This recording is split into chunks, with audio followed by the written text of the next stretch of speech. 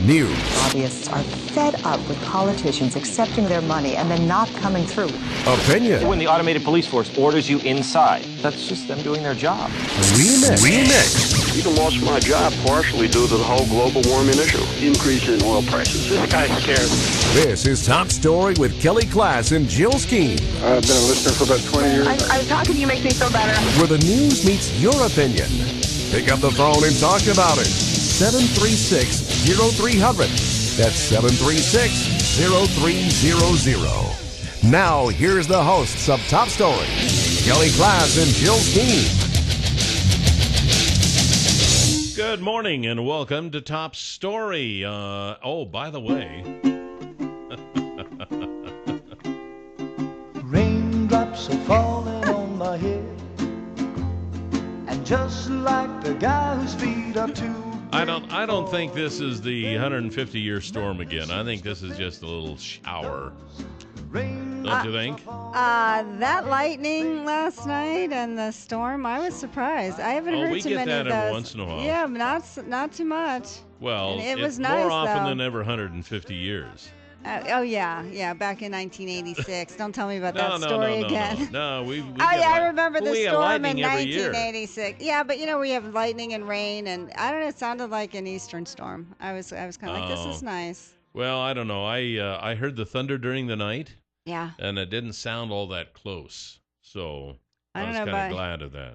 It sounded pretty close to our house, that's for sure. It might have It was been. really like blowing and raining in the bedroom, and Gracie was hiding under the bed, and Yeah. but she didn't wake us up. And I have to thank the listener. I don't even know who it was. They sent it to you, a little article on helping little cat info. Yeah. How can we get our cat to sleep at night? Those were good suggestions by Dr. Marty Becker. So whoever sent that, thank you so much, and I will try those. You know Dr. Marty Becker.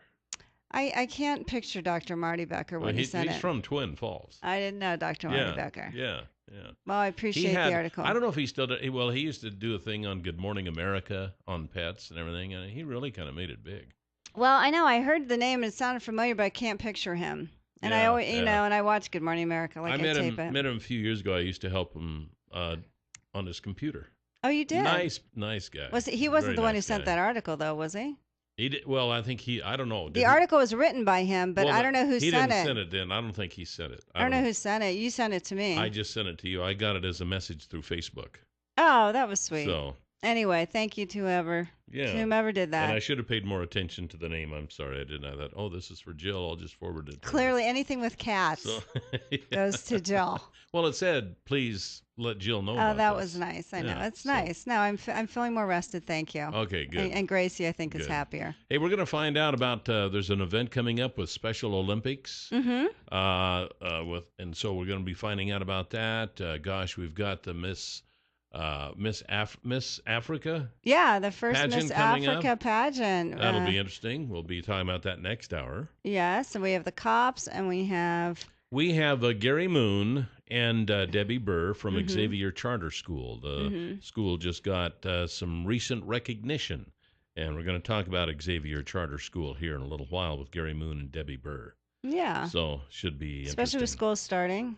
School's starting next week. I know, and that's what we're going to be talking about. Crazy. Sergeant Dennis Pullen this morning about safety around the school areas. Right. And well, in all of the areas actually, but Yeah, can't we all be safe? Do I have to be in a school area to make sure someone's safe? Let's be safe everywhere, Kelly. and then, of course, next hour we'll be talking about the announcement that the president made yesterday about ISIL. I don't know. All of a sudden, I've heard it as ISIS. Now, all of a sudden, it's ISIL. I've or heard just both. the Islamic State. Yeah. So I don't know. They can't even agree on a name for it, I guess. But at any rate, made that announcement, and so we'll be talking a little bit about that. One of the things that many of us woke up to this morning was that some customers of the UPS store. Now, the UPS stores, these are franchise stores. Mm-hmm. There's over 4,400 of them in the country. Wow. And of course, we talk about the UPS store all the time here. The local store was not affected by this. Let's make that perfectly clear. Yes, there were 51 UPS stores in 24 states. There was one in Idaho, and that was the Meridian. store, the one in Meridian. A spokeswoman for UPS says that let me back up here a little bit. Some customers of the UPS store have had their credit and debit card information exposed by a computer virus found on the 51 stores in 24 states. Again, the local UPS store was not involved in this.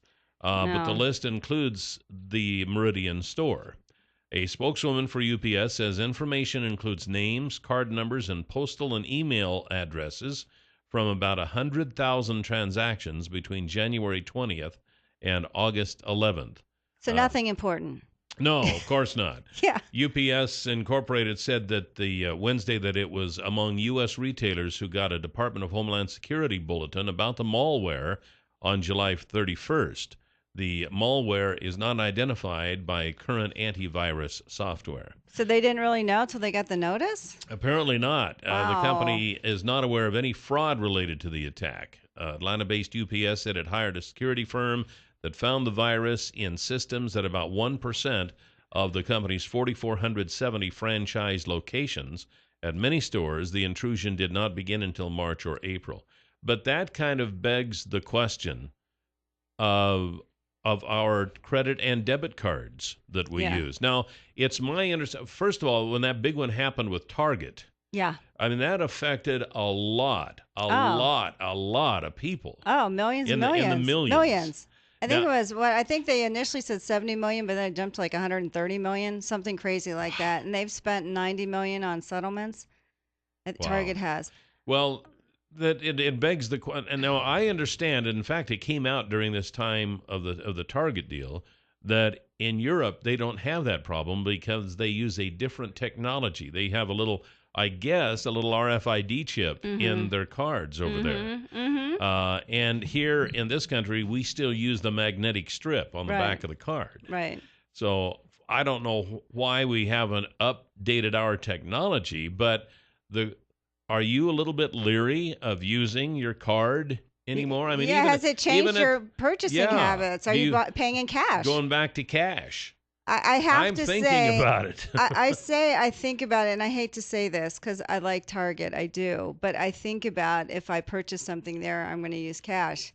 You know, it makes me a little leery. I know they supposedly fixed it. I get that, but it starts to make me. You start to think more and more. You know, is it really fixed? Have they not told you? You don't know what company anymore. That's so right. It makes you wonder: should you just walk around with a wad of cash and just start paying that way?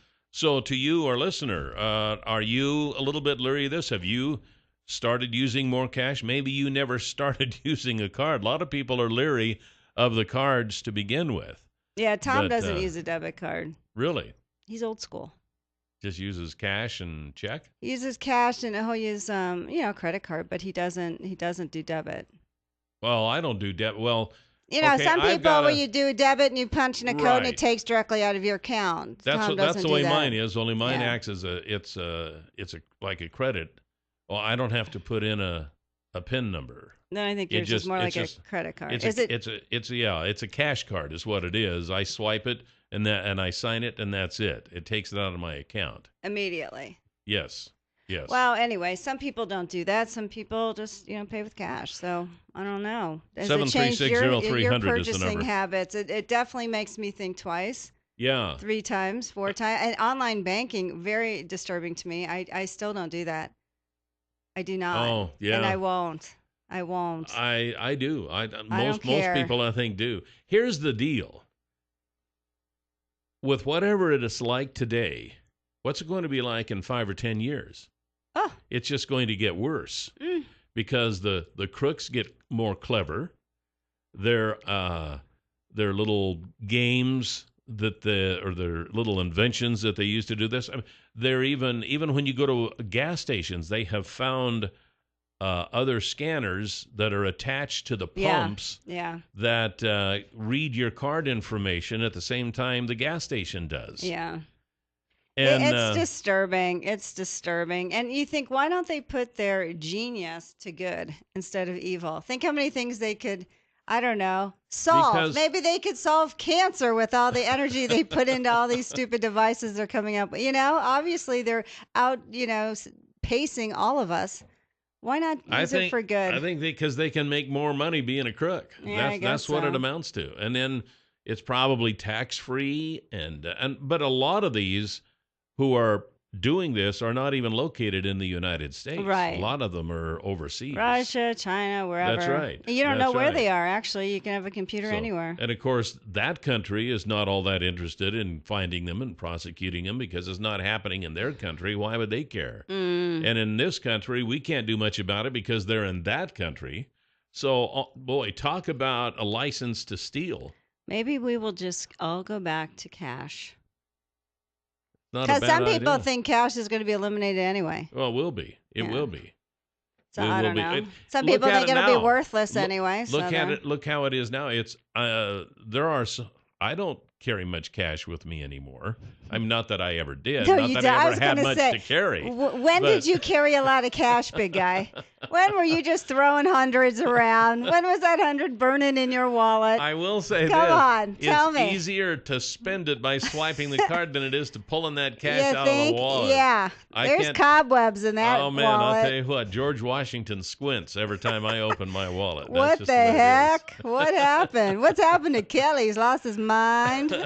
I am so tight I squeak when I walk. Whoa, yeah. But at any rate, I don't know. It starts making me think when you start hearing more and more, and then you think for how many months they weren't aware. Oy. I know, and that's the scary part. How many more are out there right now that this is happening? I know. And nobody has a clue. I don't know. That's the scary part. It makes you leery to well, cash, I guess, is about the only safe way. You just say cash. I would say check, but a lot of places don't take checks anymore because, I don't know. I've written checks recently. Well, there are still places that do, but there are a lot of them that don't take checks that used to. But I also think men carry more cash around than women do. I know that for a fact in our household. Well, maybe in your household, cash, but like I don't actual know. Cash. Where, you these guys, they'll have wads, they just open their pocket, like, oh, what do you need? Blah, blah, blah, I'm like, no, I'm not like that. I don't know. That would be a good poll. I think men do carry more cash in their wallet than women do. I'm going with that one. I think women will use a card or a debit, maybe a check. I don't think they're carrying wads of cash around like these guys do. I don't know. That might be true. I don't know it to be true. I'm a little leery on that. Not you, Kelly. Of course, you're the exception. You're the exception on many things. Sports, cash in your wallet. I don't know. You're unique. Yeah, I don't know. I think what I'm going to start doing is just starting to carry more cash and not use the card so much. Okay, you changed it. And one of the other things that's a little scary anymore is ordering stuff online. Well, using a card. Yeah. So, although I have had, it's been a few years ago, right after I made a purchase online, I got a email, I think it was from Target. There's one of those big retailers saying, hey, we've had this activity happen here, and I almost passed it by as just one of those scam letters, but I read it, and sure enough, it was legit, and I said, no, I didn't make Kelly said, wait, any what? purchase like So, that. what? Someone got into my account. Yeah, so That's I don't scary. know. It's scary. It is scary. Very scary.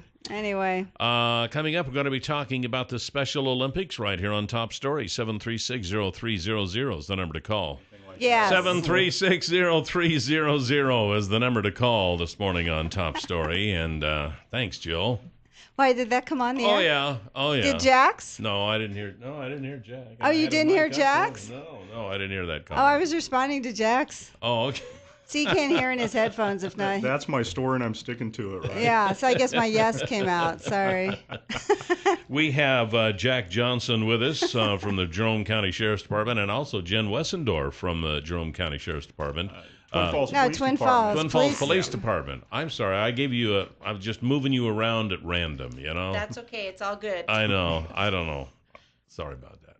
Okay, here we go. In fact, we'll have Sergeant Dennis Pullen in next from the Twin Falls Police Department, so I get all mixed up. Do you want to move him somewhere? Yeah, we'll move him. Haley, I don't know. Yeah, he could be with the state police or something. Okay. We'll promote him when he comes in. Okay. At any rate, we got a special event coming up for Special Olympics. What's this all about? This is the third annual Fueling Dreams for Idaho Special Olympics. It's a partnership with Maverick Stores and law enforcement. Right now, for the last week, they've been selling icons for $1 a piece in the stores. On Saturday, August 23rd, from 9 in the morning till 3 in the afternoon, roughly, we'll have law enforcement at the Magic Valley locations pumping gas for people, washing their windows, and begging for tips. Nice. This is a big fundraiser. Begging is the key word. Yeah, begging's the key word. 7 cents for every gallon of gas sold during this event on Saturday will go directly into Idaho Special Olympics. So it's a really good fundraiser for us. And which gas stations? In the Magic Valley, Wendell, Gooding, Jerome, and both locations in Twin Falls. We believe that Burley and Rupert are also participating, but you said Maverick though. The Maverick stores. Okay, Yeah, I want to make sure I get to stores. the right one because I don't want to beg someone at another station and realize I'm not at the right one. Right. I might have to call you then. Yep. That's, So, Jen, how did this come about? Well, a couple of years ago, we were at a international conference, and they were talking about different fundraisers that could be done to help raise money for Special Olympics worldwide. And Idaho jumped on this idea of fueling dreams, of pumping gas for tips to raise money and selling the icons. We brought it back to Idaho. They implemented it 3 years ago, and it was a huge success. And instead of doing like we do tip-a-cops and other things, Right. we choose our date and we do our own little fundraiser, and it happens at different times all over. This is happening in one day all over the state. So wow. all the Maverick stores all over the state of Idaho will have officers manning them that day, pumping gas and begging for tips. And it's just a really good outreach for law enforcement as well as just public awareness for Special Olympics. Teams are all over the state. They need help. And that's what we're out there to do, is raise money to get them what they need. So if anybody needs gas, if they can wait till Saturday and gas up at a Maverick station, 7 cents of every gallon will go to that. That adds Yes. up. Oh, Yes. man, Yeah. that's going to be a lot. I love that plus because any tips that people don't Yeah. plus any Yep. tips. I hate pumping my own gas. I have to say, one of the things I just don't like. I don't know why. I just don't like it. So I'm going to make sure. How I'm cool coming does it over. get to have a cop pump I your know. gas and wash your and window? you're going to wash my You know? window Yeah. too? I'm going to drive through mud puddles on the way over. This should be fun. Yeah. So Jen, are you going to be manning a station? I'm going to be on the Blue Lake store for a few hours and then come down to the 6th Avenue West store for a few hours. So And what are the hours of the day that they're doing it? tentatively from 9 to 3. It's kind of how it goes by however many officers we can get out there to volunteer, and obviously what's going on. All of our officers volunteer their time. They're there on their day off. So when we're short-staffed or people are on vacation, Right. we do have less people. So it's just going to be who can come for how many hours. And so we're going to be out there as long as we possibly can with as many bodies as we can. Well, it's really cool that you got all the law enforcement around the state to cooperate in something like this. I think law enforcement personnel have always been very supportive of Special Olympics, because I know they've done it around here for a long time. So Yes. We have several events that take place. I think Jennifer mentioned Tip-a-Cop, the torch run. yeah. Jennifer's actually working on a partnership for a penguin plunge this winter. So we're kind of excited. Hopefully that gets put together, and then we'll be, getting some of you people with celebrity status Oh, to no. raise some money. Where are you plunging us? Well, in Alaska, they do it in a natural Yes. body of water. That's where this started. And throughout many of the states where they do natural bodies of water. We will probably do a portable swimming pool or a dunk tank, Oh, something my. like that in a parking lot. And then there will be a tent where you can go warm up. And hopefully we can get like a spa company or somebody to bring a spa in Oh, that would be nice. to warm you up after you've plunged. Well, and as a matter of fact, the Farmer's Almanac says it's going to be a super cold winter. It is, yeah. So- Oh my! Well, a dunk tank. I have experience with a dunk tank. Yes, let me you tell do. you. Yeah. I'm still in Lots of dunk experience. tank shock. Well, Jen Wessendorf from the Twin Falls Police Department and Jack Johnson from the Jerome County Sheriff's Department, thank you for telling us about this coming up this Saturday. Check out your Maverick stations and donate to Special Olympics. I can't wait to get my tank filled. I love that. Thank you. Thank you. And we have Sergeant Dennis Pullen, Staff Sergeant Dennis Pullen of the Twin Falls Police Department in next, right here on Top Story. 7360300 is the number to call here this morning on Top Story. Welcome back, and I just wanted to mention real quickly that if you were, I know, when we're talking about something like this on a rainy morning, we're talking about irrigating your fields. And I know we've had a lot of crop damage here in the area this year because of excessive moisture. But when it dries out, you still need to get that water on the fields. And they have the Certiset at Far More of Idaho. The Certiset, with Certiset, you can grow and harvest every square inch of your field. You don't have to go out and sterilize the soil to make room for the pipe. And not only that, you don't even have to move this pipe when you're out working in the field because there are attachments for your equipment that lift the pipe up over the top and out the back. So ask them about Certiset at Far More of Idaho, 324-3341, or at farmoreofidaho.com. I think you will be impressed with the technology that we have for agriculture today. Guess what? I was wrong. What? About? I said it was going to be Staff Sergeant Dennis Pullen. Right. Yeah, Dennis has changed a little bit. Yeah, he's gotten younger. He's got more handsome. More hair. More handsome. Sorry, Dennis. Yeah, keep going. Yeah, it's okay. There you go. He has his taser on us. We have Officer Justin Hendrickson with the Twin Falls Police Department. Good morning, sir. Good morning. And you've been in before. Yes, so. yes. All right. So school's starting up here, school safety. Yeah, school is starting up next week. It's going to be a busy week for everybody. We're going to be in full force in the school zones. So we've got a school just down the road here. We've got Oregon Trail Elementary. Yes. And I have to tell you, sometimes in the morning, yes, Kelly? people just see how fast they can get going on this road. In like a blue truck or something? No. Oh. No. You got to follow that. You got to follow this guy. I am observing at this point. Is that right? Yeah. So what are you guys going to be doing? You could make a killing if you had a radar unit just on Kelly. I'll keep that in mind. Yes. I'm writing that down right now. So also we heard last time that you're going to have officers on school buses, correct? I have not heard if we're going to do that. Oh, that was the county. Yeah. Oh, I'm sorry. I thought I got confused. Yeah, well, know. The county's going to do that. Maybe the city should now. consider it. That may not be a bad idea. Yeah, then you jump out and you get the people. Yeah. Justin's going, what? I didn't hear about that. I'm sorry. So what's going to be happening? What's the fines? What should people watch out for? School zones, of course, the school zone is going to be from 7 a.m. to 4:30 p.m. Monday through Friday on most of the schools. A couple of schools, Oregon Trail, for example, and O'Leary School, they have a couple of sections that it's only when the blinking light is functioning is when the school zone is in effect. Yeah. If you are pulled over for speeding in a school zone, the fine is $156.50. Wow. Ouch. And you can use that money elsewhere, so don't speed in a school zone. No. And there's no tolerance on this one. No tolerance. Nope. 20 miles an hour is 20 miles an hour. So if you go 1, 2, 3 over, done. That's that's considered speeding. So are you guys going to stake things out in bushes, or are you going to be pretty much out front? We're going to be, we're not going to be hiding in bushes and in trees and jump out at everybody. We're going to be in our vehicles, police motorcycles, everything like that. We're going to be sitting in the school zones. We want to be visible so everybody can see us and, get everybody slowed down. How's our safety record been here in the last few years? Seems like it's been getting a little better. It has been a lot better, especially with pedestrians, considering kids walking to school.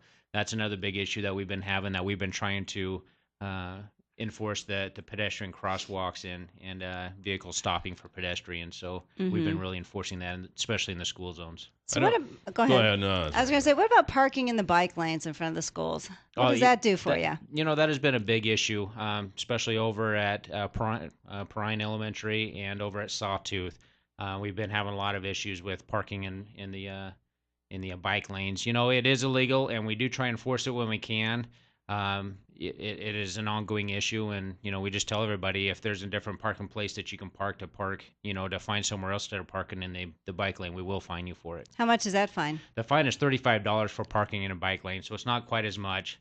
But yet it is. But during the rush times when you got parents picking up and dropping off, I mean, that's are you a little more lenient during that time? We try to just at that time when everybody's parked in the bike area, we just try and get everybody to move and pull somewhere else it's just that there is so many people there at one time trying to pick up their kids or even drop them off that Right. And that, it's a constant issue. I know we have school buses within the city too, and people need to watch out for the flashing lights and the extended sign. Yes. It is actually a misdemeanor to pass a school bus that has the red flashing lights and the stop Really? sign out. Yeah, it is a misdemeanor. Wow. And we do get quite a few of those. So please, if Are people not aware, like when you see the flashing thing and they stop, that you're supposed to stop? We've had a lot of issues where people just aren't paying attention, or they see it at the last minute and just end up passing the school bus because they weren't paying attention. They're too busy texting? Exactly. How much is that fine? I believe it's $84.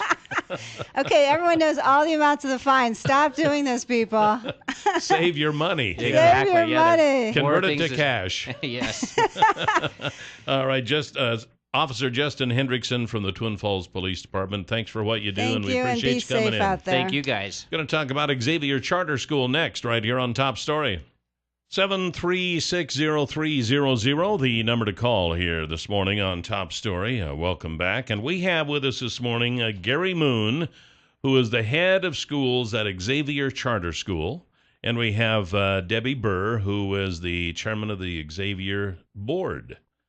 So nice to have you both here. Good morning. Well, thank you. You're glad to be here. You're kind of, I know I'm kind of partial to Xavier. I have a grandson who attends Xavier. Full disclosure. Yeah, full disclosure. That's right. No bias on my part. Yeah, exactly. But Xavier is doing quite well, as evidenced by receiving the award for the top five, one of the top 5 charter schools. Yeah, the state of Idaho actually released the statewide SAT scores from the SAT testing day last April. There were 192 districts that participated in that, and of the 192 districts, Xavier received number 5 in the state. So we're extremely proud of that. Yeah, our kids and our teachers both have done a great job. Oh, wow. Absolutely. And Gary, this will be your second year as head of schools then? Yes, just started my second year. Yeah. So what do you think? It was a great first year, a good learning experience for me. I feel a lot farther ahead than I was at this time last year, for sure. I've been in education for about 20 years, but all of that's been in traditional public schools. And Xavier is a public school or a charter school, so we follow a classical method of education, and that was a little different for me. And I'm still learning that, but it's been it was a great first year, and I'm looking forward to starting this year. So what's the difference when you say a classical method? Like some people, you just hear charter school, but you don't really understand. And coming from traditional, what is the difference? I don't know what classical means. All charter schools have to have something that makes them different from a traditional public school. That's how you get your charter. And in Xavier's case, we are a classically modeled school, which means we follow an education method that's kind of time-tested and started with the Greeks and Romans. And we call our 3 schools, actually, we call them grammar school, which would be our elementary age kids for the most part, logic school, which is our middle school age kids, and rhetoric school. And following those 3 methods or those 3 areas of development as kids grow. We're very language-based. We teach classes very early in the educational career of our students on Latin word roots, and we just kind of follow a child's natural progression and try to build educationally off where they are developmentally. And that's kind of the methods that we follow. We use a lot, especially in our rhetoric school, which would be high school age kids, Socratic discussion and Socratic questioning. We really strive to teach kids not just what to think, but how to think. And I see a huge difference. The biggest difference I think I see is in our upper aged kids. Their abilities to reason and question and debate is higher than most places that I've been. I think a lot of people too are confused about operationally between the difference between a charter school and a regular public school and the funding and such. How does that work? What are the differences? Debbie can chip in on this anytime she wants to also, but we get paid really the exact same way that a traditional public school does. We get based on our attendance, the number of students we have and the attendance rate. The biggest difference I think is a huge majority of schools in Idaho, that money doesn't meet their needs, so they run supplemental levies. Every school I've been at has run a supplemental levy. Charter schools, we don't have the ability to run a supplemental levy, so we pretty much live off what we make from the State Department on attendance. We have a few small fundraisers. We're really this year diving into the area of grants to try to get some a little bit more funding. And we have a very active parent organization. Our PFA is active in running some fundraisers that helps us out also. But we just don't have the ability to levy our constituents, our community, and that's a big difference for us. Are you able to charge tuition or? Okay, so you don't do that we're a either. Traditional public school. We are a public school, not a traditional one, but we are a public school, so it is tuition free. I think a couple of the other differences are in traditional public schools. Idaho's got a very convoluted formula about how schools are funded, but one of the pieces of that formula is how many teachers do you have, how much educational experience do they have, their salaries based on a table, and traditional public schools get money for that, and if those districts don't use the money for the teachers, that money actually goes back to the state. It's designated just for teacher salaries. At Xavier and other charter schools, you can use that money in the general fund. You have to obviously pay at least the state salary scale, but you're free to use that money in another way. Just 2 years ago now, because this will be our second year, I think the state legislators decided that they would start to give charter schools a little bit of money for facilities. But honestly, if you look at nationally what's happened with charter schools, facility funding is the number one reason why charter schools end up not being successful, because there's really no way to fund them. Traditional public schools can levy and raise taxes to build, just like the Twin Falls School District did here. Yeah. But charter schools don't have that ability. So that's always a concern. And I think right now that's probably the biggest financial concern at Xavier, although we are working very hard on that. How many students do you have at Xavier? About 640. In the Rhetoric School or the high school age kids, we have about 140. And right now, I mean, one of the reasons I was so excited to come and bring this news to the community of Magic Valley is the fact that we have openings. We have a waiting list pretty much in every other grade at Xavier, but right now we don't have a waiting list in our high school. And obviously our kids are performing very well. So if parents are interested in bringing their kid over to Xavier this year, at any point anyway, we don't have a waiting list, so we're open and available. Do you start the same time Twin starts? The other schools, or are you after Labor Day? We are after Labor Day. We made that conscious choice as a board. Okay, however, we get out about the same time. Why are they starting before Labor Day? It seems odd to go for a couple days and then does that not seem odd, or is this the first year they've done it? Yes. Oh, it is I'm the going first to let Gary year. answer that one because there's actually a reason. What is the reason? I think, and I can't speak for the Twin Falls School District, obviously, but I think their reason is in relation to the testing that takes place in the spring. This gives them more days prior to the testing that occurs in May, and I think that's at least part of the reasoning to do that. And I don't know what other schools in the area are going to do in that regards, but like Debbie said, we made a conscious effort to stay after Labor Day. So what's the first day of school for you guys? We're September 2nd. Oh, okay. Oh, okay. So you're kind of the more traditional starting time, right? Then. Yeah. Which is kind of ironic, but. Do you find that more and more people are wanting their kids to go to a charter school now? I think you are seeing more of that movement. We're a school of choice. All charter schools are a school of choice, and there's a lot of misconceptions out there. We still get questions about tuition all the time, and because we are a public school, we don't charge tuition. We're the biggest charter school in our area, one of the biggest ones in the state based on number of students that we have. And I think that we continue to grow the size of the waiting list that we have kindergarten through sixth grade it's I can't off the top of my head say probably around 350, 400 students on the waiting list to get into those grades. So I think that speaks a lot to people looking for different options for their kids educationally.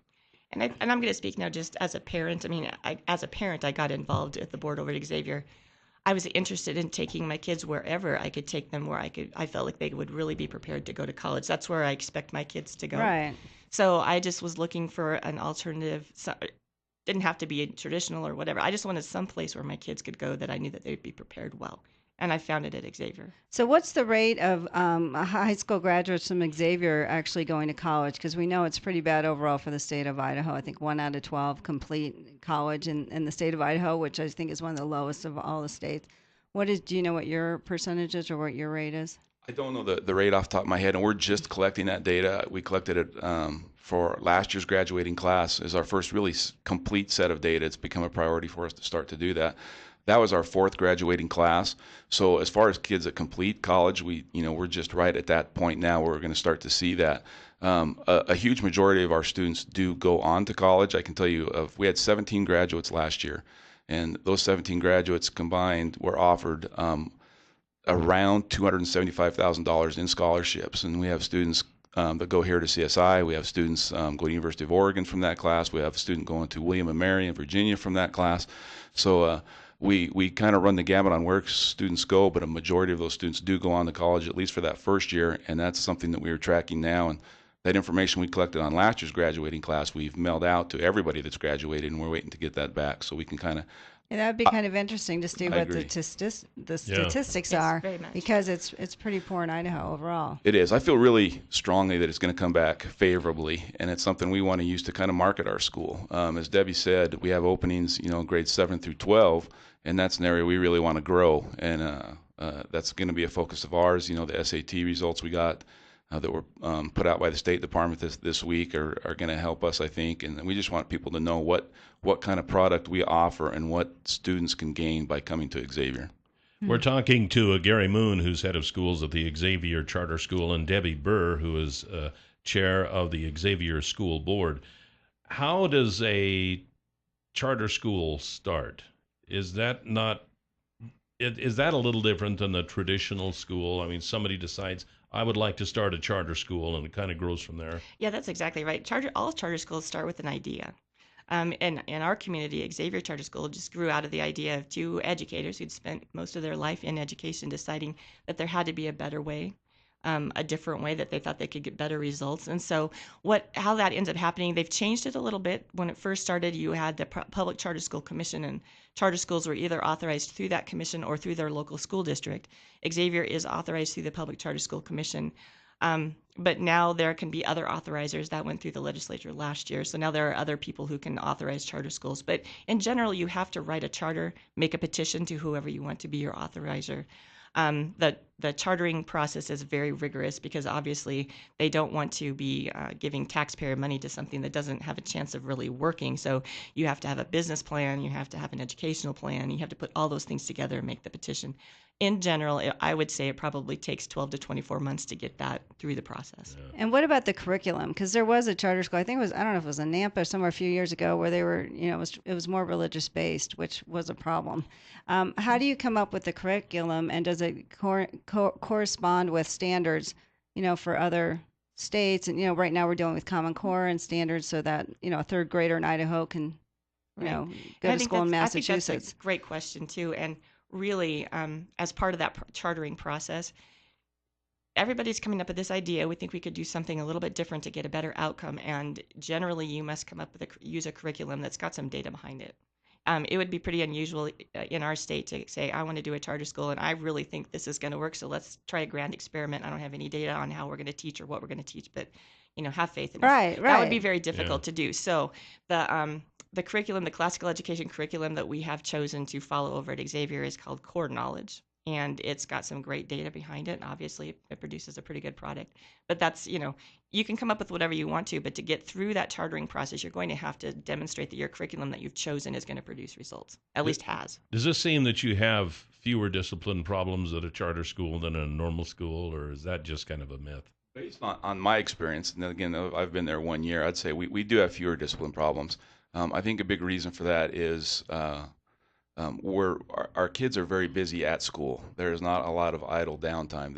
They are on task, and that always helps. That's always been my message to teachers at the beginning of a year is the kids that get in trouble are the ones who aren't on task or who have free time. And there's not a lot of free time at Xavier for students. Do you think it's also smaller numbers? I mean, what's the teacher-student ratio? When you say you had 17 graduate, that sounded like a small number. It is in our upper school, but in our lower school is at capacity. Our kindergarten classes, and this is set in our charter, have 24 kids in each class.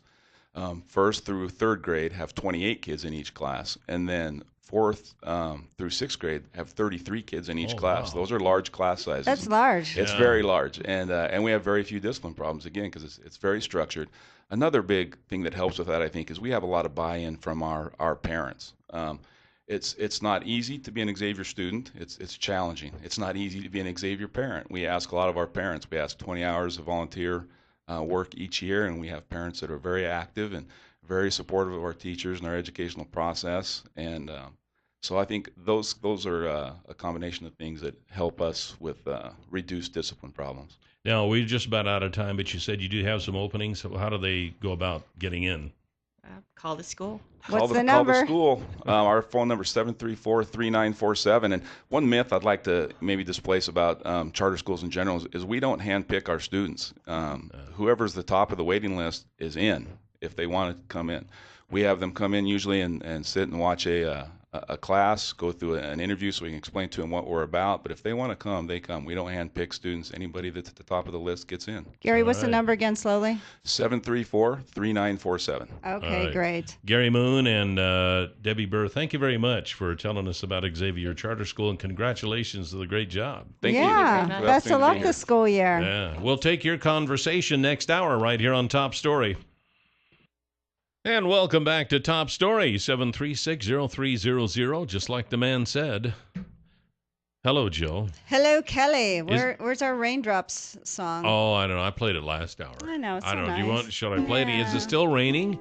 I don't know. It looks cloudy out. You didn't check when you went out, huh?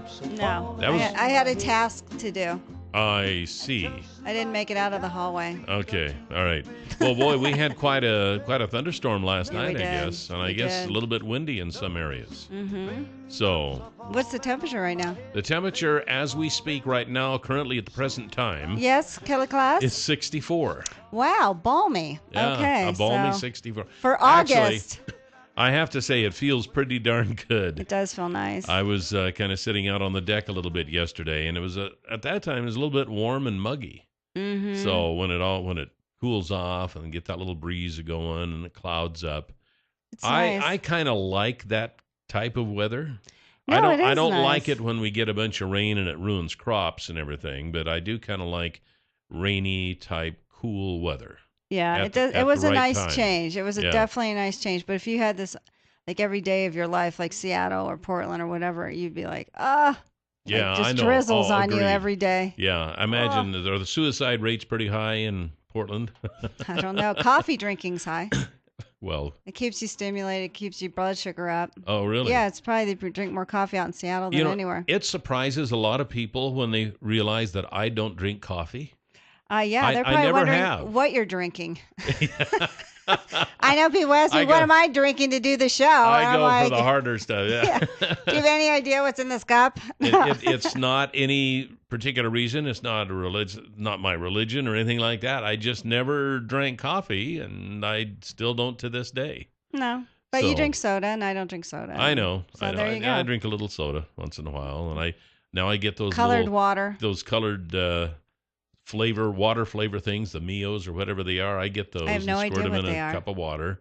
We've looked and at stuff, those and they're- ingredients, and Kelly. they're probably going to kill me. Everything you eat or drink nowadays is going to kill you. So, I guess it'll just have to. But So at there any you rate, go. I'm not a coffee drinker. I don't smoke. I'm not the average radio guy. Well, a Because lot of them everybody drink I've known, coffee. actually, we don't. Actually, Nate doesn't drink No, coffee. we don't and really Brad have a lot doesn't of anymore. But over the years, I have worked with a lot of radio people, and they all smoked and drank and cussed. That was all on air. That was just during their show. Ratings were But fabulous. they were big coffee No, drinkers. yeah. We do have some big coffee drinkers. We have some coffee drinkers who, when they can't start the day without coffee. Well, yeah, I mean, it's a stimulant. So. I have never. Well, that's why people are drinking sodas. Mountain Dew has huge amounts of caffeine. Yeah. And yeah. Other sodas, a lot of people can't start their day without I a drink Coke. soda to quench my thirst, though, not to get a big high. I don't know.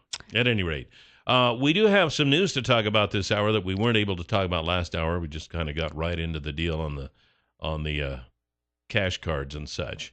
But the Ninth Circuit Court of Appeals has rejected Idaho's motion to have a larger court panel hear its appeal of the gay marriage ruling. The state is appealing a May ruling by a lower federal judge that will, if it stands, legalize same-sex marriage in Idaho. The state had sought an en banc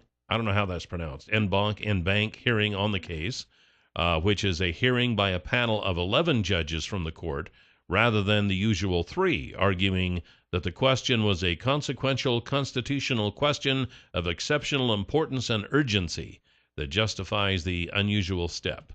Federal code generally discourages en banc hearings. The court is still scheduled to hear arguments in San Francisco starting at 9:30 a.m. September 8th on same-sex marriage cases from Nevada and Hawaii. Yep, another So good use of our tax dollars on this one. Thank you. Let's keep going for this. It's ridiculous. That's all I can say.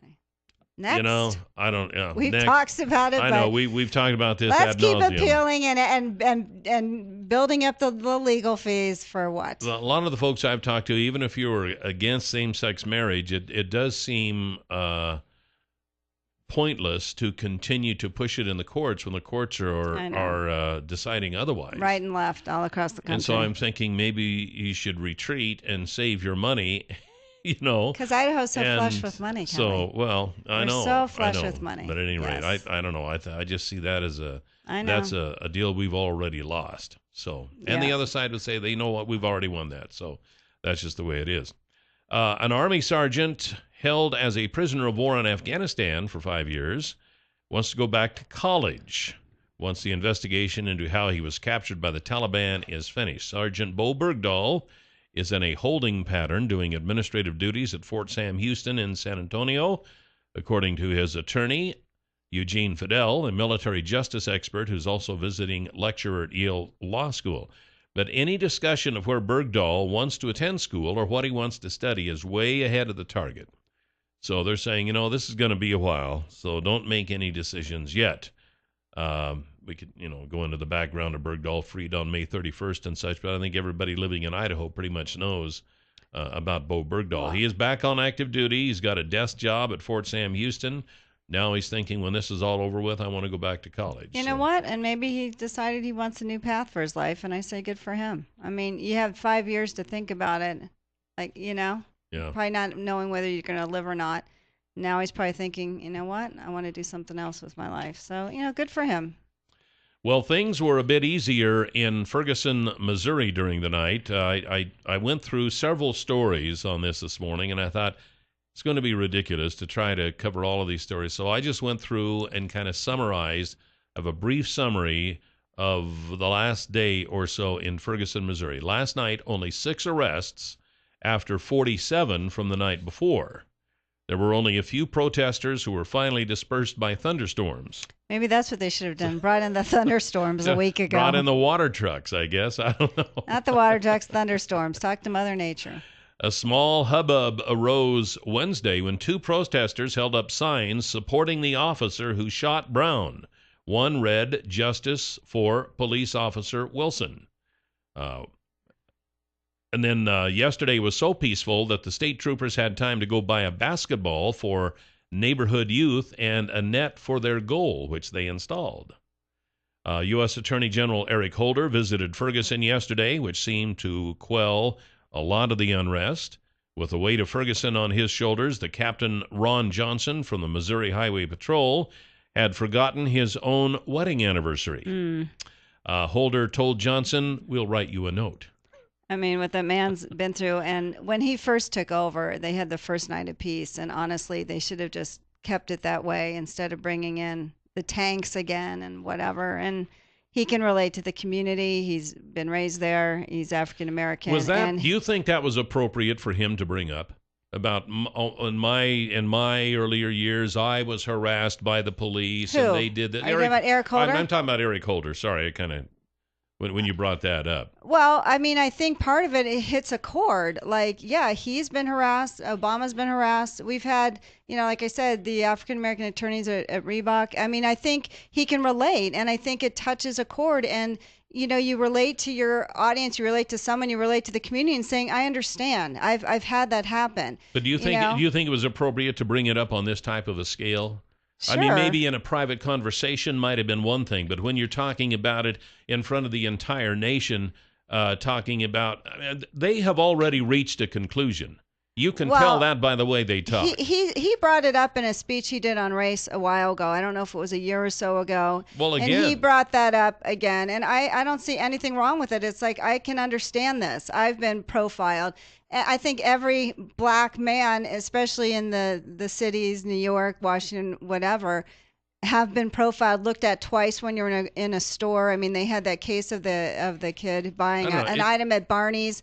I don't think anything's wrong with it. I think you relate more to the community and say, I understand, we're going to investigate this. It seems inappropriate to me for Eric Holder to bring that up on the national scale like he did. He's already done it. By doing that, he's pretty much, he's saying, well, we're going to do a thorough investigation. It's going to be fair and blah, blah, blah, blah, blah. And by the way, he just as well say, by the way, the cop shot the black boy and he shouldn't have. I don't think that's what it's saying. He's saying, I can relate to your community. This community is a tipping point, and this is what's happened. It's the tipping point of what's going on. And he can say, I can relate, because these parents are worried about their kids going out. They're worried about being pulled over themselves. The grandfather of Michael Brown's been pulled over just for driving in a certain area. You know what? He can relate. And Ron Johnson relates. He says that too. He says, I have a black boy upstairs. I know. I'm not saying that stuff is not going on. I have no problem with that. I have no problem with that. But is he there to heal or is he there to point fingers? I think he's there to say... It was almost like he was pointing fingers. I think he's saying, I think we're going to do an investigation. I understand. We're going to do a thorough investigation. What do you think? 7360300, top story. You're on the air. Good morning. So if I get pulled over for something I think is BS, does that mean I'm being harassed? Apparently so. I mean, No. I mean, seriously, if you're an African American, Latino, or whatever, if you get pulled over and let's say it's for expired tags, are you being harassed? I got pulled over for expired tags, and I'm as white as a snowflake on a paper plate in a snowstorm. You know what? I don't even think it compares because... But it does. It doesn't. If you sit here and say, I get pulled over for minor infractions because of the color of my skin, is garbage. That is not garbage. After midnight, people get pulled over because 9 out of 10 people are drunk. Officers will pull people over for any minor infraction because they're looking for DUIs. It's not because of people's color. And at the end of the day, Eric Holder was absolutely wrong to inflame it like he did, because now what he's doing is he's giving permission to the people to act the way they are. Yeah, hey, I know how it is. You're right. Yeah. You should be mad. And you know what? Hey, if you want to burn down your neighbor's house, go for it. I don't think that's what he said, and I don't think Twin Falls, Idaho relates at all to Ferguson, Missouri for the demographics, and they have outrageous amounts of stops for blacks and brown people in Missouri for no reason at all. People have been saying they've pulled over. Oh, we thought you had a light out. They didn't. They just pull them over. You know what? It's not even close. We can't even relate out here. We have what? How many? We have so few African Americans in this community. So few. I don't even think you can relate, but I'm sure the Hispanic... But was it really up to Eric Holder to... Is it up to him? I think he's inflaming that. He's actually pointing fingers. He just as well come out and say that officer is guilty, and we're going to prosecute him to the fullest extent of the law. He said that and we don't even know yet if he did anything wrong. They have 40 FBI agents out doing investigations. All he's saying is we're going to investigate that, but he also knows what it's like, and that's why I think it reached the level it is, because look at what's happening in Ferguson. Look at, they suspended a police officer who, was pointing their guns at people saying, I'm going to use the F word, shoot you all. I mean, come on. This is, you look at our police officers, you try to work with the community.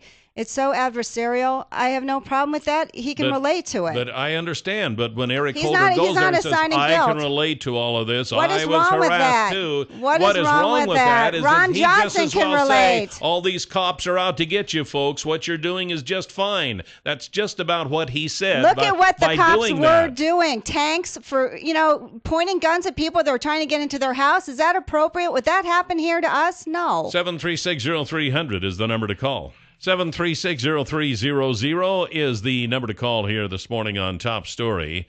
Yesterday's $100 instant winning name is Michael Kasel. Michael Kasel, congratulations. And your $100 word of the day for today is crane. Crane. C-R-A-N-E.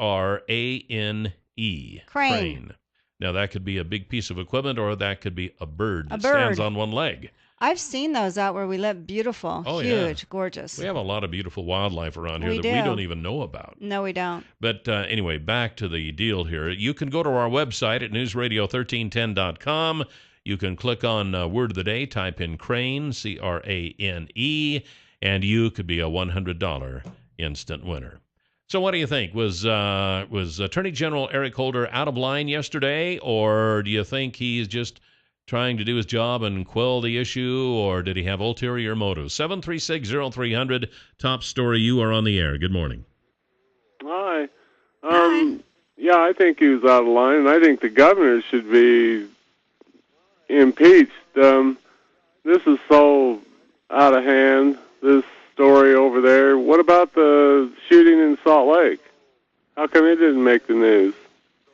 I don't know what shooting Okay, you're when was talking that? about. It was yesterday. See, I didn't even hear about yeah, that. it came out on the news that a non-white officer shot a teenage kid, unarmed.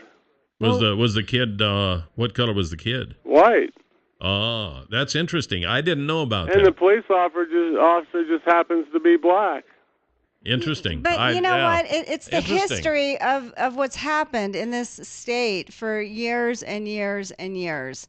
And so it's not like this was just one incident. This is many. And the guy who was shot the other night, who they said was charging with a knife, they have videotape that contradicts what the police said. So this has been going on in this area for a long time, and it's not like it's one time, and that's what people don't understand. It's the tipping point. But should Eric Holder be there trying to quell it, or should he be there trying to point fingers and trying to I think claim, they're trying to I investigate. feel your pain because I've been there too. I just think I don't that's think a bad anything approach. is wrong with that. And P.S. he is African American. You don't think he said it a year ago in his big speech on race? President Obama has said that. So you know what? So what? He can relate. That's all. And I don't think anything's wrong with that. So instead of bringing people together and saying, look, he is bringing we've people been there, together. done that. We need to bring people together. It's like, oh, I know what you mean. Yeah, What is wrong with empathy? I was harassed when I was a kid too. Because what is wrong with empathy? There's nothing wrong with empathy in the right place. This was not the right place. That is the right place. Where else would you do it if it's not in Missouri? Would he go to Salt Lake and go, I know what you feel like. I've been harassed as a black man. They'd be like, I'm sorry, we're all white. I don't get it. Look that story up. See if you can find that on Which there. one? The one about in Salt Lake. Oh. 736-0300. Top story. You're on the air. Good morning, Kelly. Good morning, lovely Jill. Listen, Cal, it's kind of hard, like when you live up here, that when you're a minority. And I'm telling you, because I've been picked up just walking down the street. It was a cop car, boom, in Ontario, California, boom, picked me up. Takes us to a kind of liquor store line, me and a few other guys, and they got the chandelier. They didn't even ask me for my ID or nothing. Why did I get picked up? Oh, because they were looking for somebody. Go figure that one out. And I've also been pulled over at night in Ontario also. Why? Because he said my license plate light was out, and it was. Yeah. And after I told him what, grab my ticket. He says, well, keep it up. You know what? I'll find enough things, violations in your car that I'm going to pick. But was it inappropriate for Eric Holder to bring that up yesterday, or should he have been more trying to quell the situation instead of trying to choose sides? I mean, you identify with your people, Caucasian, older, conservatives. You identify with them. Okay? He identifies with people of his color. Everybody, we all do. Remember, that's what they Portuguese and stuff. There is bar mitzvahs. There's all that. So people identify with their own. So he's not a successful silver spoon in his mouth black man that became an attorney. He came from the bottom up. So if he can identify with them, go ahead. Identify with your gender. All right. Hey, well, thanks for the call and your opinion. So 736-0300. Top story. You're on the air. What do you think? I was just actually calling in the KSL, went to the KSL website, and what it is there was a protest yesterday about 2 officer-involved shootings where they shot unarmed people. On August 11th, it looks like police shot an unarmed man outside of a 7-Eleven. They said that they had a report that someone was waving a gun. They showed up and shot him. The other one was one that happened in West Valley City. They actually fired an officer over it, and I think they charged him with manslaughter, but that was in January 9th, 2013. There was a lady in a car, and she was unarmed when they shot her. There's actually more on these stories, but That's what the guy was calling about. I think that he was saying yesterday in Salt Lake they had a big protest, but yeah, the reason nobody's going to Salt Lake, and it's not because everybody in Salt Lake is white, because Salt Lake actually has a pretty decent minority, just like everywhere else. So was it a African American cop shooting a white guy? No, it was. I think it was a. I don't know. It doesn't really say the person. I pulled up too that it doesn't say. Well, we're coming up on a break here. We'll be right back on Top Story. 7360300 is the number to call. 7360300 is the number to call. We have some callers waiting, but before we get back to our discussion, I just wanted to remind you to stop by Canyon Pawn and see the folks there with Dave Hansen and the crew. It's a nice, it's the newest pawn store, pawn shop, whatever you want to call it, in Twin Falls. And it's right across from Will's Toyota on South Shoshone Street. Locally owned. They got some brand new items in there. They got some used items. They've got lots of miscellaneous stuff. They got fishing poles. They got tools, woodworking equipment, recreational equipment, and they've got guns. So, everything you would expect to see at a pawn shop, except for, well, you know how it is. You go into a lot of pawn shops, and it's kind of like they haven't swept the floor for a while, and it's, it's just, it's a nice, clean place here. Take my word for it. And it's newly remodeled, and he's got some beautiful cabinets in there that he made himself for his display cases. I mean, Dave Hansen, I tell you, he's quite a woodworker. So you go in there and check it out. Tell him hi. It's fun just to browse through. And if you don't find what you're looking for today, go in tomorrow, because there'll be a new inventory, because that's the way it is at a pawn shop. At Canyon Pawn, it's located right across the street on South Shoshone from Will's Toyota. And tell them that we sent you in. 7360300 is the number to call. Eric Holder. Was he inappropriate in his comments yesterday, saying, yeah, I know, I've been there, done that, or do you think that those were okay? Top Story, you are on the air. Good morning. Good morning. Jill, I think it's okay for him to show compassion and to bond with these people because he's had that experience. But I just think it was at the wrong time. He was sent there to help with the investigation and to try to calm things. And at this point, when he makes those comments, a lot of the black people are going, yeah, see, the cop was wrong. And it sounds like he's taking sides. I think it could have come at a later time after the investigation, because it did come across as being biased. Well, what he said is he met with a bunch of high school students. That's what he met. It wasn't during he wasn't interviewing people. They have 40 FBI agents doing that. He met with students. All he said was there. Well, fine, but all he said is he understands the mistrust between some residents and the police. There is mistrust. That's why they brought in the Attorney General, because they don't trust the investigation that the local police are doing. And but let me finish. This is what he said. I'm the Attorney General of the United States, but I'm also a black man. And he said that he remembers how humiliating it was when he was, stopped twice for speeding, and then the police searched his car. So, I mean, I have no problem with it. He understands. That's what these kids are dealing with, but he's not saying anything about the case. He's saying he can relate, and I think that brings a community together that, you know what, he does know what we're going through, but it's still going to be an investigation. We have another caller here. We're kind of running out of time. Top Story, you're on the air. Good morning.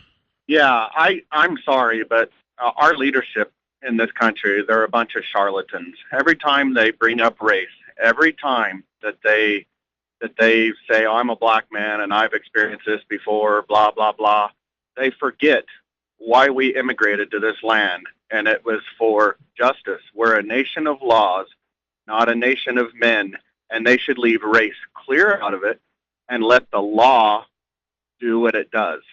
And that's it. Did you kind of get the impression that he'd already made up his mind about that cop? Yeah, of course. Yeah, I mean, that's what he's done his whole career. He's a charlatan.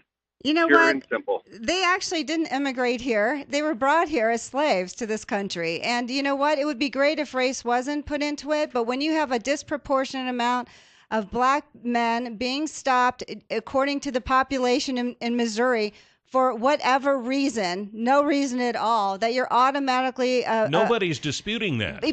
But race is a factor. Nobody so is don't act like disputing race that. is. Yes, they are. That's what this caller just said. No. They're bringing this up. You know what? We're talking about two different things here. We're talking about his comments, even though that might be the case. He has every right to say that because it made him sound biased. It made him sound like he understands what they're talking about. It made him sound he has biased. 40 agents investigating and talking to witnesses. He's relating to the community, and I think it was appropriate. 7360300. Top story. You're on the air. Yeah, Kelly and Jill. I think Holder is just nothing but a political hack. Why didn't Obama come? You know, he got the Nobel Peace Prize. Why didn't he come out there and settle it all? Oh, my gosh. I'll tell you what, he didn't, because he made that little speech regarding the execution of James Foley, and 4 minutes later, he was back on the golf course. You know what, Kelly? Didn't have time. That was is not his true. 10th, 18th. That is true. He has made it three. is totally he has true. made 3 comments on Ferguson. He hasn't been. He can't do everything. He's president, and he has the attorney general doing it. I'm sorry. That's why you have a cabinet. You know, it's just amazing. President Obama's actions. Now, we've been talking about Eric Holder. We're not going to have time to pursue this, but President Obama, to make that kind of announcement and then bang, within 4 minutes, he is out teeing off. I'm sorry. There is no compassion there whatsoever. You don't play golf. Golf is a way. It's very peaceful, and you can think. That's his 10th, 18 holes. He's on vacation, supposedly. I don't care. I don't care. Let him sit in a room. Being president. If you can't handle it, then get out. He is handling it. We'll be right back. 7360300 is the number to call here this morning on Top Story. Welcome back. Hey, we're gonna shift gears here just a little bit. We have Winnie Christensen with us this morning, and Winnie is one of the contestants in the Miss Africa Idaho pageant. No. One of the organizers. I'm sorry. I read my notes wrong. Yes, you did. I'm sorry. You should have seen the panic on her face. Well, Winnie, first of all, hey, congratulations. Thanks for being on the show today. Well, thank you so much for having me today. I'm excited. So, tell us about the project here. Well, Miss Africa Idaho is not only a pageant, it's a cultural pageant, and its sole aim is to promote culture, pride, and talent of the African culture in style and fashion. So most people see the negative side of Africa, but there's an elegant side to Africa, and that's what we would like to display today. Not today, but on Saturday, on the 23rd at 7 at the CSI Fine Arts Theater from 7 to 9:30, and we're very excited. So this is the first one. This is the very first Miss Africa Idaho, and we hope to keep it going on, because other states do have Miss Africa Idaho, and why not? Why not? Yeah. So how many contestants do you have? We do have 4 finalists. Okay. And they are from all different parts of Africa. We have 1 contestant from Cameroon, Ghana, Eritrea, and Kenya. Oh, nice. Yes. So are they going to display like their native dances, their native wear? What's going to happen? They're going to display various talents of Africa, because Africa is not a country, it's a continent. Yeah. So every African country has different culture and different talents and ethnic niches that the other African countries don't have. Right. And where are you from? Originally from Kenya. Okay. Yes. So it's different than these other ones. Yes. Kenya's, I'll say, 45 degrees away from what Cameroon and Eritrea really do in their cultures. So not 360. What are the differences? Like, what will be interesting for people to come and see, like, or be surprised at? Their outfits are really diverse. What you see in West Africa is not what you will see in East Africa. And what you see in one of the contestants from Eritrea, most of their cultural outfits is really, I would say, 360. But like in what way? Like colors or styles or what? Yes, color, styles, the headdresses are all different, and the fabric. And the fabric. One thing I've noticed from that area is that the clothing is very colorful. Very colorful. It's like Christmas. Yeah, that's a good way to put it. Do different colors represent different countries? I mean, do they have predominantly like mine? Some might have yellow and green. Some might have reds. Like, are there things like that are different? Yeah. Kenyans use a lot of greens and yellows. Okay. And I've seen West Africans, most of them, they use a lot of oranges and black, but not many. Black into the many incorporated in the colors, not just black. Right. I've really never seen an outfit just plain black. Black is for funerals. Yeah, okay. Actually, in most African countries. So now this event is coming up, you said Saturday at 7 at CSI. Yes, the Fine Arts Theater, and you can get the tickets at the box office. How much are they? The tickets for the public are $10, and there's a $2 raffle ticket. Oh. Yes. And the raffle tickets include restaurants, $400 water rafting trip in Hageman. And then for the students, the tickets are $5, and the students can have an opportunity for the $2 raffle tickets too. Oh, nice. But you need to get your tickets early because at the door, they're going to be $2 extra. Okay. And you have some celebrity judges judging this. Oh, yes. We do have the opportunity of getting Sierra Sanderson, the Miss Idaho 2014, the insulin pump. Remember the one who had the insulin pump? Right. She's going to be a judge. And then you also have... We do have Daphne Mallory. From the Times News. Yes, and she wrote the piece on aging, senior aging in Idaho. And then we do have Henry Evans from Idaho State University. He is in the chair of diversity in Idaho State University. We do have the fashion lady from Ooh La La.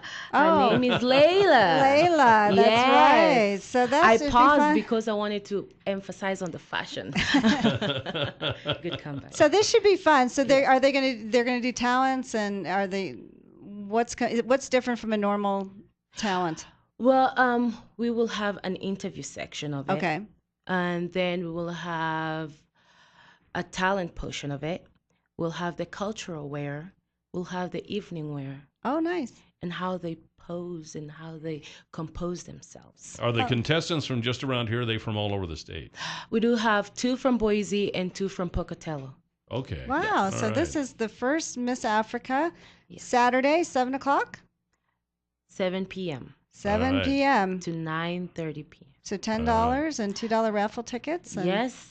And $5 for the students. We're out of time, but thanks for coming in. Well, thank you so much for having me. I'm very excited. You can hear the Huckabee Report each weekday at this time, brought to you exclusively by Waddell & Reed, Laura Nelson, Josh Funk, and Steve Stanger, financial advisors, and the number is 736-6563.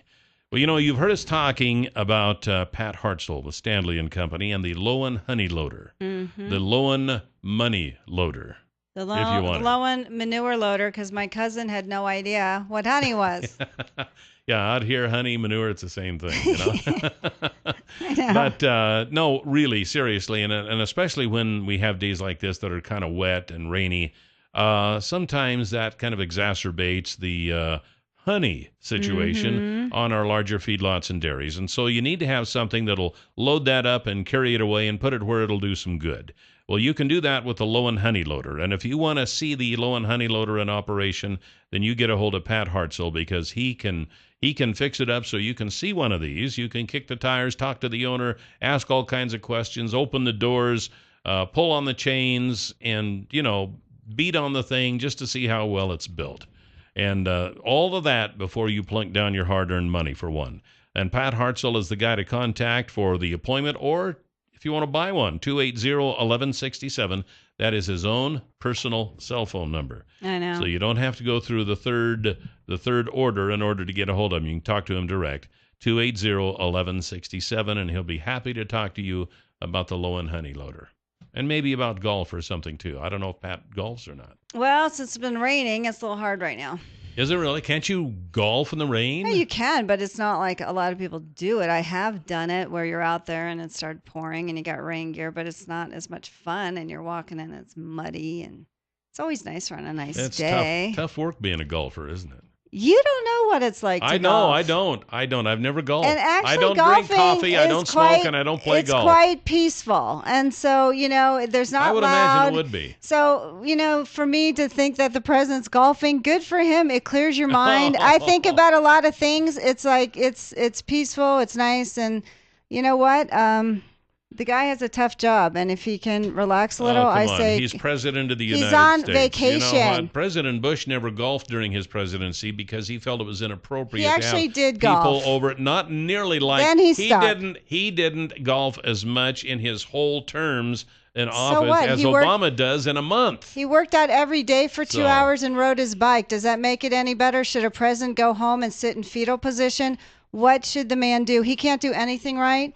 And I think, you got it right there. And I think I think his comments were showed the disgust he had for what happened. Hey, we're out of time for today. Tomorrow will be Open Mind Friday, and we'll be talking to a couple of guests tomorrow. It'll be fun, so join us then. And we have our lunch. And our Don't lunch forget our tomorrow lunch. with Ray Massey and his wife Katie. I'm looking forward to that. I know, it should be great. And if you want to sign up for a chance to win lunch with Kelly and Jill at the Canyon Crest Dining and Events Center, that's on our website too at newsradio1310.com. In fact, everything in the world is there. We'll see you tomorrow. Goodbye, Jill. Bye, Cal.